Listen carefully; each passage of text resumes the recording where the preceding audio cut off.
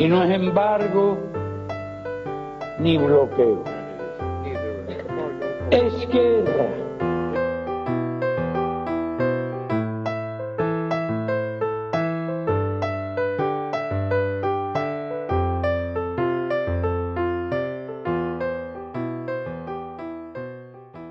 We will end an outdated approach that for decades has failed to advance our interests, and instead, we will begin to normalize relations between our two countries.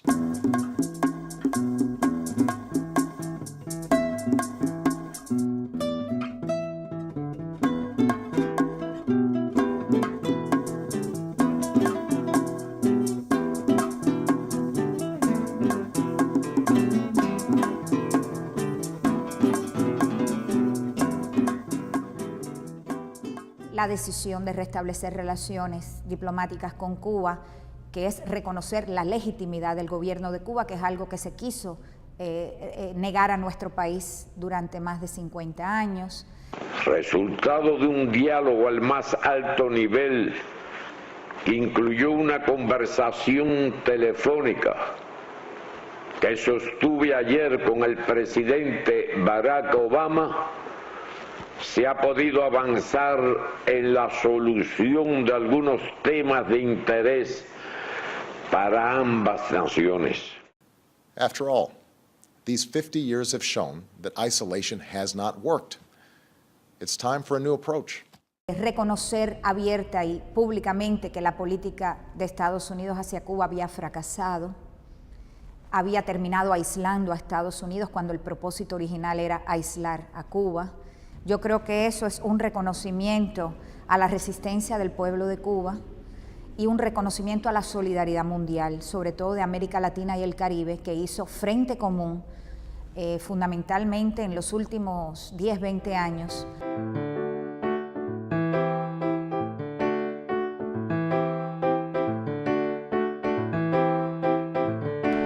Porque es una discriminación contra la nación y contra todos los ciudadanos cubanos.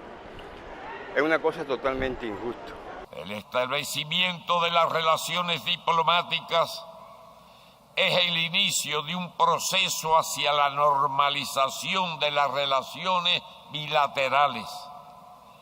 Pero esta no será posible mientras exista el bloqueo. No se devuelva el territorio ilegalmente ocupado por la base naval de Guantánamo. El bloqueo económico, comercial y financiero que provoca enormes daños humanos y económicos y es una violación del derecho internacional debe cesar. El bloqueo a Cuba no ha terminado. El fin será el día que el Congreso de Estados Unidos proclame definitivamente que se ha finalizado, se ha concluido esta política. Hay un intento de presentar lo que está sucediendo a partir del 17 de diciembre como una normalización de relaciones entre los Estados Unidos y Cuba. Esa es una tendencia que se está viendo, tendencia equivocada. Lo que se decidió el 17 de diciembre y se anunció el 17 de diciembre es la decisión de restablecer relaciones diplomáticas. Pero hay una confusión. Desde el año 1996, cuando se aprobó la ley Helms-Burton, efectivamente, el Congreso codificó el bloqueo a Cuba en ley. ¿Qué quiere decir esto? Que lo que antes era solamente una prerrogativa del presidente quedó legislado. Por tanto, solamente en el futuro el Congreso de Estados Unidos podrá proclamar mediante otra ley que el bloqueo a Cuba ha terminado. El presidente de los Estados Unidos tiene amplios poderes ejecutivos. Si aplica con determinación esos poderes, lo puede modificar sustantivamente y deja solamente al bloqueo con 4 o 5 aspectos principales que él sí no puede modificar. Obama es el presidente, pero en Estados Unidos no gobierna el presidente, gobierna el lobby lobby, los grandes intereses son los que en realidad dirigen el país.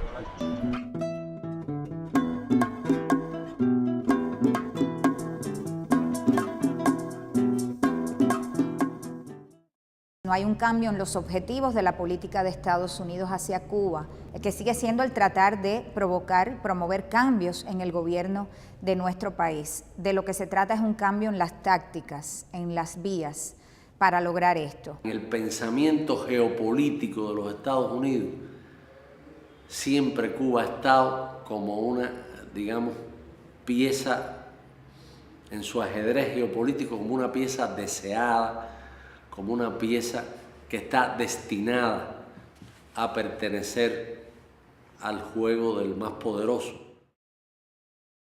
Desde el mismo triunfo de la Revolución Cubana se produjo una hostilidad por parte del gobierno de los Estados Unidos. Hostilidad básicamente porque el ejemplo de la Revolución Cubana desde los mismos inicios era insostenible para los Estados Unidos en un territorio como la América Latina y el Caribe que consideraba suyo. Desde el año 59 le dolió más a la mentalidad imperial, nuestra soberanía, nuestra decisión absolutamente irreversible de forjarnos como pueblo un destino diferente, un destino socialista además. Y esa política de hostilidad, muy pronto, después del triunfo de la Revolución, se transformó en una serie de actos de política exterior que empezaron a configurar lo que muy poco después sería el bloqueo cubano. Y eso se ve muy claro en un memorándum que el subsecretario de Estado entonces, en 1960, Lester D. Mallory, le preparó al que era el secretario de Estado, Roy Rubottom, donde decía: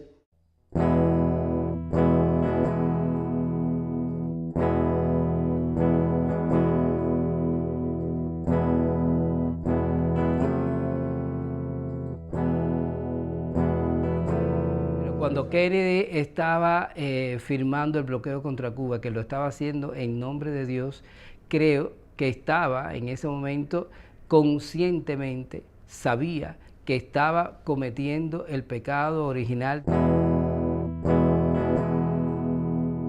La Convención contra el Delito de Genocidio de 1948 deja claro que genocidio es el intento de destruir a un grupo. ¿Y qué cosa es lo que ha hecho el bloqueo? Tratar de destruir un grupo, los 11 millones de cubanos. El bloqueo ha sido un acto criminal, genocida, horrible, diabólico, implantado por el gobierno de Estados Unidos contra el pueblo cubano. Ha tratado de matarnos por hambre, por necesidades, por todo. Yo creo que una de las grandes heroicidades, no solo de nuestra región, yo creo que a nivel mundial en muchos años, fue esa resistencia del pueblo cubano ante lo que el compañero Fidel le llamó en un momento dado el doble bloqueo y los intentos de destruir a la Revolución Cubana, habiéndose destruido el socialismo en Europa Oriental, habiéndose destruido a la Unión Soviética. El bloqueo es una guerra económica contra Cuba. Guerra económica. Es la persecución tenaz, constante de toda gestión económica de Cuba en cualquier parte del mundo. Estados Unidos trabaja activamente a través de sus canales diplomáticos, a través de sus embajadas, para presionar a cualquier país que quiera comerciar con Cuba, para presionar a cualquier empresa que desee comerciar o invertir en Cuba. Es importante tener en cuenta que cualquier medida que condene a no poder entrar en Estados Unidos recibir penalidades desde el punto de vista financiero, incluso personal, para poder mandar a sus hijos a estudiar, viajar, hacer todas esas cosas, lógicamente que a mucha gente algunos los aterra, pero a muchos otros, aunque sea, los paraliza. Y mucha gente dice, me voy a invertir a otro lado, voy a invertir en los propios Estados Unidos para no correr el riesgo de caer en alguna de las tantas cláusulas que tiene la Helms-Burton. Los daños acumulados del bloqueo hasta el mes de julio del 2014 ascendían a $1.112.000.000.000. Cuando digo billón, estoy hablando de 1 billón en español. 1 billón en español es 1 millón de millones. Es que ese imperio da tanto miedo que nadie quiere comerciar con nosotros y entonces nos obstruye cualquier paso en todos los sentidos.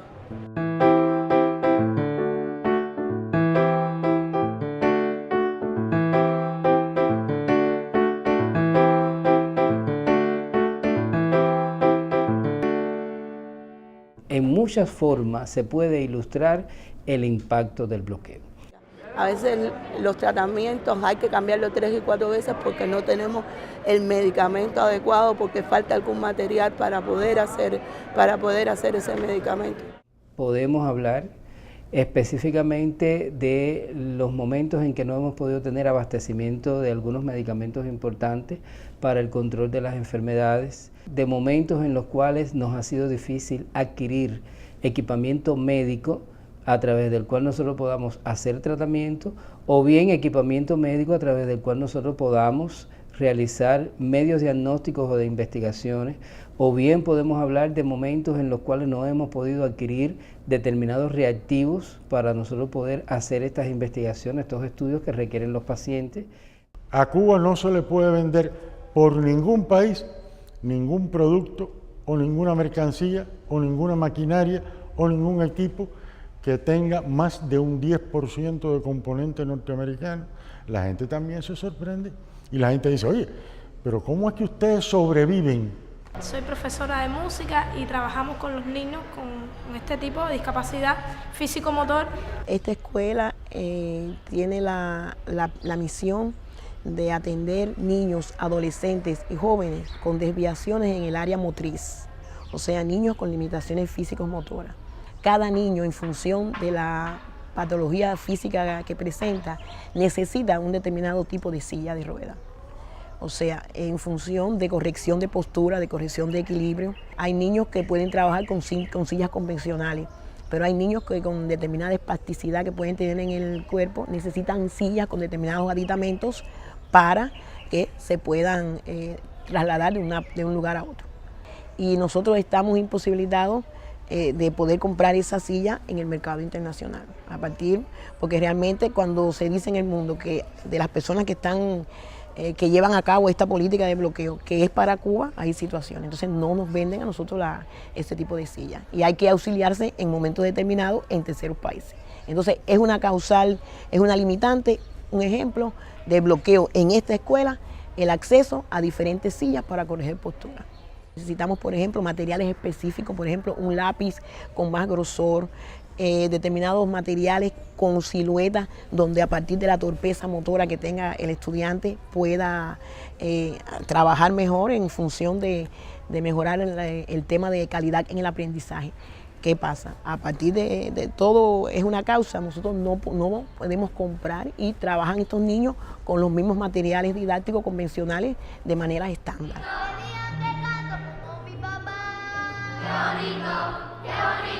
Y al final la escuela cumple su misión, que es la atención integral a estos niños jóvenes, adolescentes y jóvenes, niños, adolescentes y jóvenes, con la función fundamental de prepararlos para la vida adulta e independiente y que sean útiles a nuestra sociedad.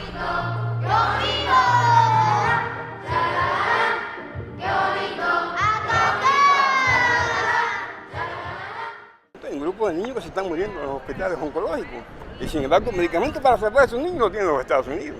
Nosotros no podemos mantener relaciones económicas con las subsidiarias de empresas norteamericanas en otros países. La temozolomida es un medicamento que ha tenido un impacto importante en la supervivencia de los tumores malignos de la infancia. Cuando lo podíamos comprar en los laboratorios que nos vendía la India, teníamos la ventaja de que ese producto lo podíamos comprar un poco más barato. 50% mucho menos, porque una tableta cuesta $500 y con los laboratorios que nos los vendía la India nos los vendían a $200. Y los Estados Unidos han comprado ese laboratorio y nosotros hemos perdido ese proveedor.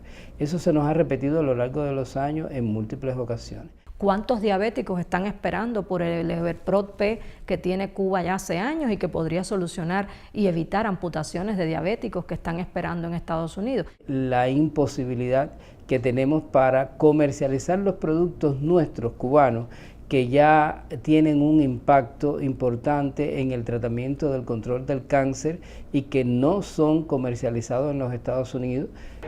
Eso es totalmente injusto, eso es cruel. Eso no es una política humana, eso no son seres humanos.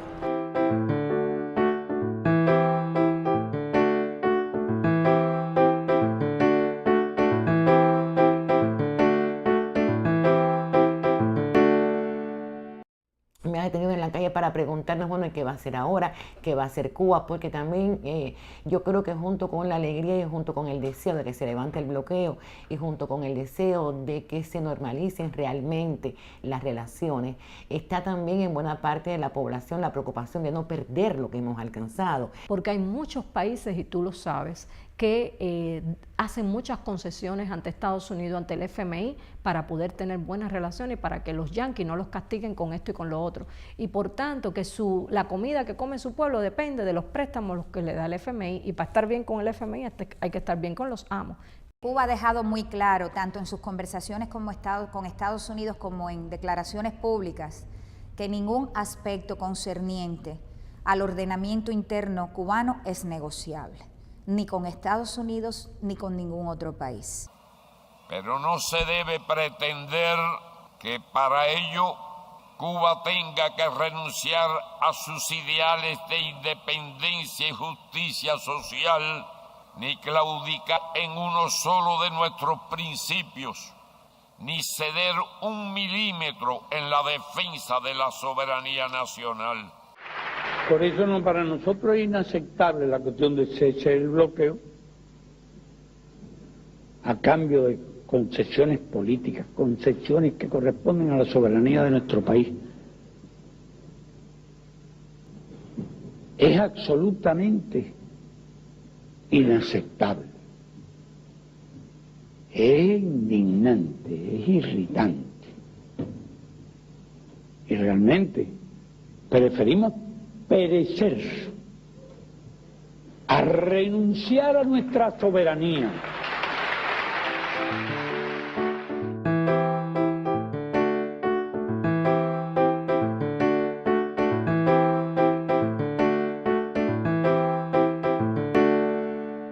Una de las claves del éxito de la Revolución Cubana desde su inicio fue la unidad del pueblo cubano. Y uno de los objetivos durante todos estos años de las sucesivas administraciones norteamericanas ha sido quebrar esa unidad. Nosotros hemos demostrado en 56 años que hemos estado preparados para resistir políticas sumamente agresivas, invasiones, planes de atentados, sabotajes, introducción de epidemias, bloqueo económico. Yo creo que después de esto Cuba ha dado prueba de su preparación, del alto nivel de cultura política que hay en el país, de la madurez de nuestra población, de la fortaleza de la cultura cubana, del patriotismo y del nacionalismo cubano. La entrega, la dedicación, el sacrificio, son los patrones que verdaderamente sigue hoy el científico cubano, pero sobre todo con mucha conciencia revolucionaria, que es la única forma en que nosotros lo hemos podido hacer a lo largo de los años. Yo creo que la joven dirigencia cubana que está destinada a sustituir a la generación histórica tiene esa enorme responsabilidad. Es una vanguardia que se ha venido formando en el trabajo directo con el pueblo, no son fruto de un laboratorio, no son criaturas, digamos, elaboradas por manipulación genética, son gente que ha nacido del pueblo y que se ha formado en esa batalla cotidiana contra las dificultades, buscando fórmulas para realmente salir adelante en medio de la crisis, en medio de las condiciones más difíciles. Ese día de la locución del general de ejército es un día muy importante en la vida de los revolucionarios cubanos porque es un día de nuestro triunfo. Es el día en que este pequeño país, el pequeño David, frente a Goliat, el tirapiedra le dio en el centro del ojo, porque tuvieron que reconocer que tanta maquinaria, tanta plata puesta, tantos mercenarios comprados, tanta prensa pagada por ellos no pudieron con nosotros, con este país que ha vivido en apagones, que ha vivido prácticamente sin nada, pero que hemos vivido, hemos sobrevivido y hemos vencido. Las bases de nuestro pueblo son tan firmes que yo pienso que 1000 bloqueos que quiten no van a remover las raíces de este pueblo y la fortaleza de este pueblo y las convicciones de este pueblo. Y estos locos andan pretendiendo que todo el mundo haga exactamente igualito que ellos. Y lo de ellos no nos gusta.